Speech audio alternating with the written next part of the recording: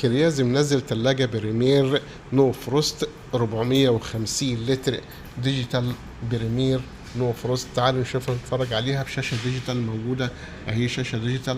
تعالوا نشوف التلاجة من جوه شكلها عامل ازاي.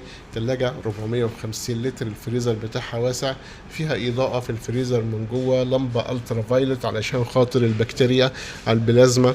موجود فيها الايس ميكر الداخلي اللي هو بيعمل مكعبات تلج. بنحط طبعا المية هنا بنملاها ونقلب الدرج ده كده بينزل فيه مكعبات التلج هنا. نبص على التلاجة تحت، التلاجة مساحتها حلوة جدا، مساحة واسعة، برضو فيها نفس الإضاءة، فيها فلاتر كربونية، فيها درجات بالنسبة للإدراج، ممكن تتوصل على طول من غير على الدرجات، على طول بتوصل الترموستات، على طول تفتح أو تقفل الدرج زي ما أنت عايز التبريد بتاعه. الإدراج بتاعتها الأرفف في الباب واسعة وحلوة جدا، للأزايز، للجبن، للبيض، كل حاجة موجودة. الرف فوق برضو في الفريزر فيه رفين موجودين في الباب موجودين، الإضاءة كلها موجودة. الميزة برضو بتاع التلاجة تاني الكاوتش بتاع الباب بيتشال ويتفك وتركب تاني، برضو ميزة حلوة جدا.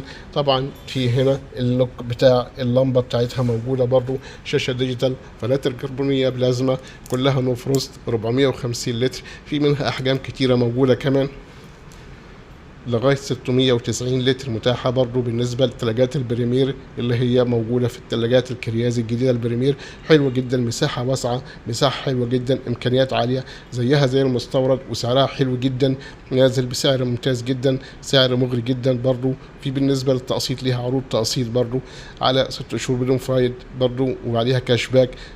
لو انت عايز حاجة كلمنا او ابعت لنا في التعليق، هنرد على حضرتك ونقول لك السعر ايه بالظبط. شكرا ليكم، تابعوني في الفيديو اللي جاي هنكمل بقية التلاجات. شكرا ليكم.